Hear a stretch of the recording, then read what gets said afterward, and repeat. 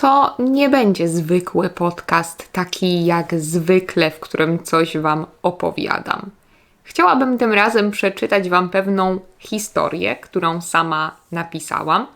Oczywiście nie jestem bardzo utalentowana, jeśli chodzi o pisanie, więc nie jest to mój sposób na pochwalenie się moimi umiejętnościami pisarskimi. Robię to tylko dlatego, że pomyślałam, że to świetny sposób na naukę języka. Ja sama uwielbiam słuchać historii w różnych językach i audiobooków i pomyślałam, że może jest tutaj też ktoś, kto chętnie posłucha jakiejś fikcyjnej historii po polsku. I tak, to ja ją napisałam, nie był to ChatGPT, jeśli ktoś by się zastanawiał. Ale swoją drogą to też całkiem niezły pomysł na inny podcast, przeczytać Wam historię, którą napisał ChatGPT. Jeśli jeszcze mnie nie znasz, to ja mam na imię Ania, jestem nauczycielką języka polskiego jako obcego, a to jest Płynnie po polsku kanał i podcast dla osób, które uczą się języka polskiego.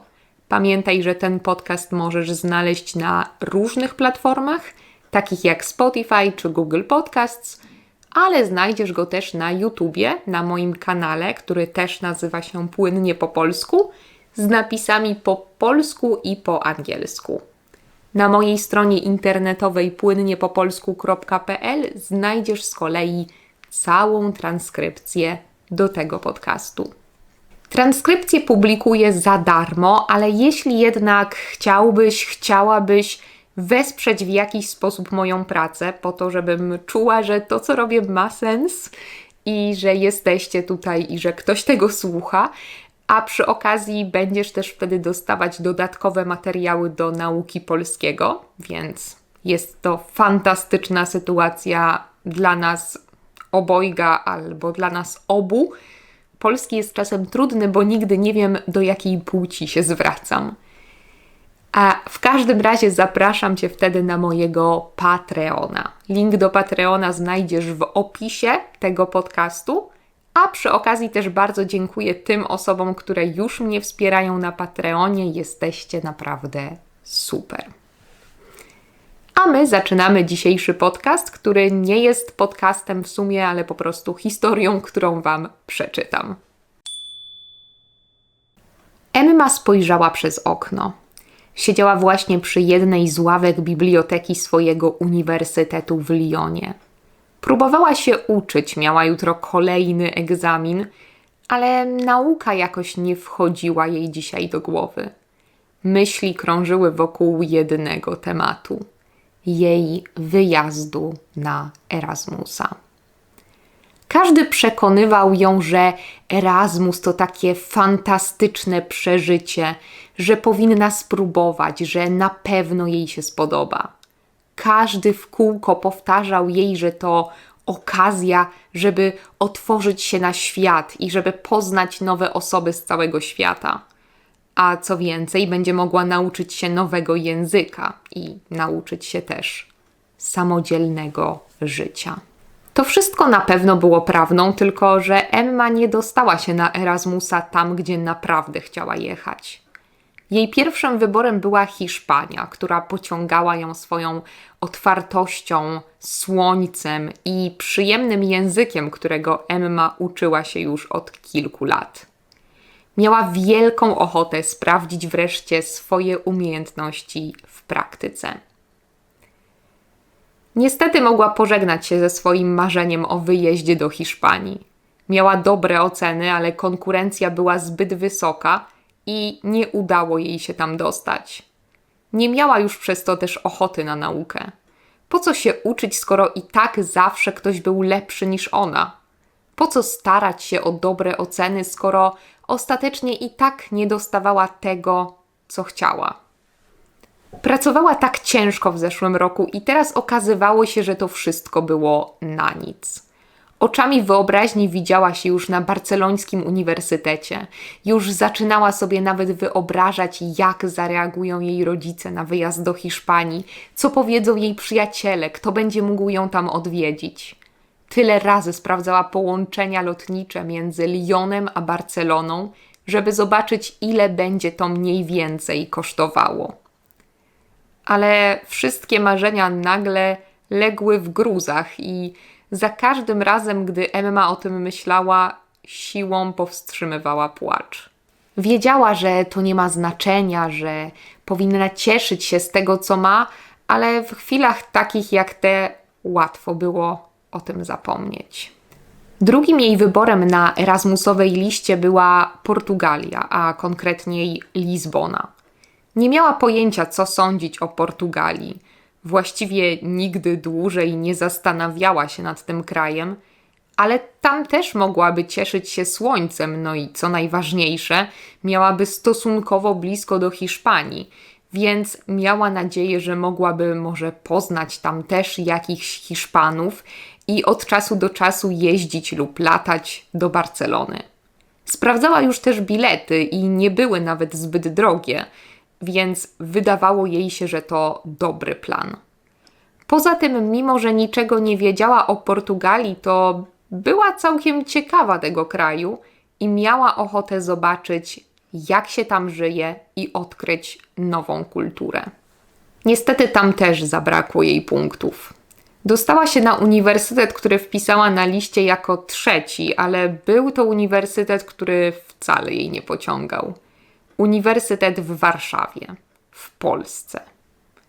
Wpisała tę uczelnię tylko ze względu na swoją mamę, której babcia pochodziła z Warszawy i która nigdy nie przestała wspominać swojego miasta, nawet po latach spędzonych we Francji. Mama nasłuchała się jej opowieści w swoim dzieciństwie i zawsze marzyła o tym, żeby odkryć ten kraj. Poza kilkoma wizytami turystycznymi nie miała jednak okazji, żeby to zrobić i to we Francji ostatecznie ułożyła sobie życie. Ale pielęgnowała tradycje wpojone jej przez babcię, a kiedy Emma była mała, zapisała ją nawet na lekcję polskiego. Emma nie miała jednak tego samego marzenia, co jej mama. Wschodnia część Europy w ogóle jej nie interesowała. Nie umiała nawet wyjaśnić dlaczego. Po prostu nie był to jej klimat, nie widziała się tam. Poza tym była francuską w 100%, po polsku nie potrafiła już powiedzieć praktycznie ani słowa, a polską prababcię ledwo pamiętała. Dlaczego miałby interesować ją ten kraj? Siedząc dalej w bibliotece i obserwując cienkie strugi deszczu, które spadały na ziemię, wyobrażała sobie reakcję swojej mamy na tę wiadomość. Wiedziała, że mama będzie zachwycona i że pomoże jej ze wszystkim. W końcu jako tako znała język i mniej więcej kojarzyła to miasto. Tata z kolei na pewno ucieszy się, że to ta najtańsza opcja z 3 przez nią wybranych. Warszawa. Co może spotkać ją w tak bardzo nieinteresującym ją mieście? Emma westchnęła i wróciła do czytania książki o jeszcze mniej interesującej ją ekonomii. Wciąż nie mogła zrozumieć, dlaczego uczy się ekonomii na studiach z prawa. Czuła, że straciła już całą motywację i całą energię do nauki, skoro i tak jej oceny nie pozwoliły jej na wyjazd na Erasmusa do Barcelony. Zamiast tego w przyszłym roku pojedzie do Warszawy, gdzie nie było ani słońca, ani tej hiszpańskiej otwartości, która tak ją pociągała. Przepraszam, mogę się dosiąść? Nie ma już wolnych miejsc. Zapytała ją nagle średniego wzrostu blondynka, która stanęła tuż obok jej ławki. Mówiła poprawnie, ale z obcym akcentem, którego Emma nie potrafiła zidentyfikować. Emma rozejrzała się powoli po bibliotece i zauważyła, że faktycznie miejsce niespodziewanie się wypełniło i nie było już gdzie siedzieć. Ja i tak już się zbieram, odpowiedziała blondynce Emma i wstała, zwalniając swoje miejsce. Dziewczyna spojrzała na nią zaskoczona i uśmiechnęła się. Dziękuję ci bardzo, ale możesz zostać. Przepraszam, mogę iść gdzieś indziej, powiedziała dalej się uśmiechając. Nie ma potrzeby, naprawdę. Nie mam już siły na tę ekonomię. Przyznała zupełnie szczerze Emma, pokazując grubą książkę, która leżała na jej ławce. Blondynka zaśmiała się. Czy ty też studiujesz prawo i zastanawiasz się, po co ci ekonomia? Zapytała. Jej francuski był naprawdę dobry, ale Emma nie mogła przestać zastanawiać się, skąd może pochodzić dziewczyna. Może z Niemiec? Emma zaśmiała się. Dokładnie tak. Nie wiedziałam, że aż tak to po mnie widać. Wyglądasz dokładnie tak samo jak ja rok temu, kiedy miałam ten przedmiot na prawie. Teraz to już na szczęście za mną. Nie wiem, czy dałabym radę z ekonomią po francusku. Emma podniosła brwi. Jesteś tutaj na Erasmusie? Nie do końca. Przyjechałam na całą magisterkę. Ale nie żałuję. Lyon to piękne miasto. A skąd jesteś? Z Polski, z Warszawy. Jestem Laura, tak poza tym. Odpowiedziała naturalnie blondynka, zupełnie nieświadoma tego, co działo się w głowie Emmy jeszcze kilka minut temu. Emma miała ochotę się zaśmiać. Czy to był jakiś znak? Czy musiała nagle poznać tę dziewczynę, żeby zmienić swoje zdanie o Warszawie? Dlaczego dosiadła się akurat do niej? Nagle Emma nie miała już dłużej ochoty na dyskusję, wzięła szybko książkę i spojrzała tylko na Laurę. Emma, miło mi. Przepraszam, spieszę się. Powiedziała szybko i wyszła z sali. Na tym dzisiaj skończę moją historię. Dajcie mi znać, czy wam się podobało i czy chcielibyście poznać ciąg dalszy. Jeśli tak, to będę publikować kolejne odcinki, będę publikować dalszy ciąg na Patreonie. Ale jeszcze nie napisałam tak naprawdę dalszego ciągu, więc mam dla was takie małe zadanie domowe. Spróbujcie napisać w komentarzu, jak wyobrażacie sobie dalszy ciąg tej historii. Co może się wydarzyć? Czy Emma rezygnuje z tego wyjazdu? Czy jeszcze kiedyś spotka się z Laurą? Dziękuję bardzo za to, że wysłuchaliście tego podcastu i do usłyszenia w kolejnym odcinku. Pa, pa!